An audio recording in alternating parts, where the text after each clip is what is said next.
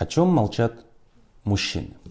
Сегодня мы с вами поговорим про мифы о мужском превосходстве и женском бесправии.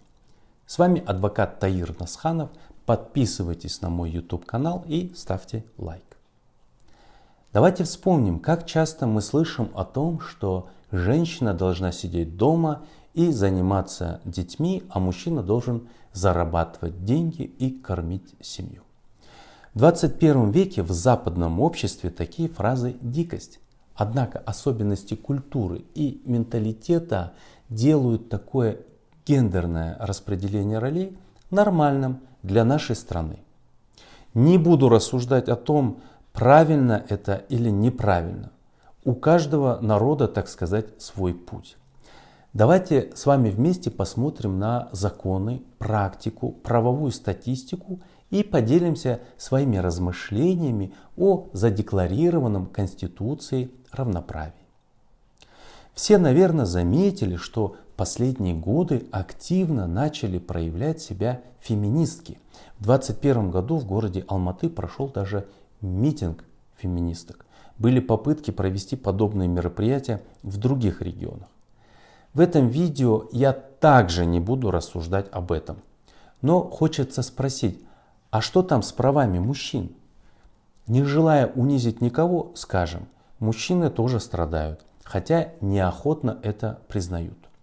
Случаи домашнего насилия происходят не только в отношении женщин. Да, пусть и не такое большое количество мужчин становятся жертвами домашнего насилия, но отрицать такие факты глупо. А мы где-то это видим. Хоть один мужчина решил не молчать и заявить об этом на всю страну, чтобы попросить помощи?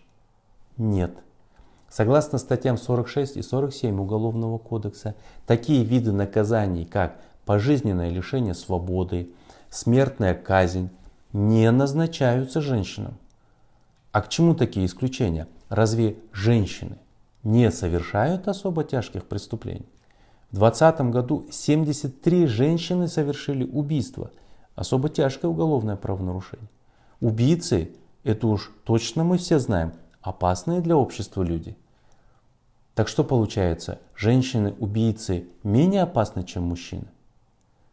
Все юристы, представители, специализирующиеся на семейных спорах, подтвердят, что в исключительном большинстве случаев при определении места жительства ребенка суды выносят решение об оставлении ребенка с матерью. Вопреки тому, что каждый судебный спор индивидуален и во многих случаях условия жизни и воспитания ребенка наиболее благоприятны при условии проживания детей с отцом, суды выносят решение в пользу матери. Пусть даже пьющей, гулящей, но матери. Вышеуказанные примеры не показатель равенства мужчин и женщин.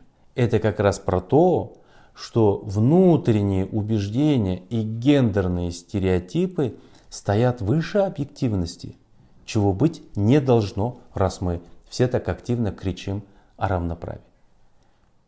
Известная российская кинокомедия «О чем говорят мужчины» в ненавязчивой форме поведала нам о некоторых мужских заботах, личных мыслях и переживаниях. Но реальность далека от сюжетов фильмов, и нам стало интересно посмотреть суровым юридическим взглядом на то, о чем же молчат мужчины и что на самом деле их беспокоит настолько, что может вызвать мысли о самом страшном – смерти. Статистика такова. За последние 3 года в Казахстане количество суицидов, совершенных мужчинами, превышают женские суициды почти в 4 раза. Вы можете ознакомиться со статистикой, полученной в информационном сервисе Комитета по правовой статистике внизу этого видео. Только подумайте, психика почти 3000 мужчин ежегодно не выдерживает всех жизненных тягот, и по самым разным причинам мужчины совершают самоубийство. Мы не призываем начать жалеть мужчин, но и не рекомендуем продолжать делать из женщины жертву в любой ситуации. Мы призываем с уважением относиться как к мужчинам, так и к женщинам. Не навешивать ярлыки, не идти на поводу принятых в обществе гендерных ролей. В равноправии юридическом как раз и заключается то, что у каждого, вне зависимости от пола, религии, имущественного положения, есть равные права. А то кто, как их желает реализовывать, это свободный выбор каждого. Ну и в заключение. Права человека универсальные. Надо отстаивать эти права всеми законными способами. Обжаловать неправовые действия. Если вы столкнулись с нарушениями ваших прав, специалисты адвокатской конторы Насханов и партнеры придут к вам на помощь. Наши телефоны, адреса вы можете найти в ссылке к видео. С вами был я, адвокат Таир Насханов. Подписывайтесь на мой YouTube канал и ставьте, как всегда, лайк.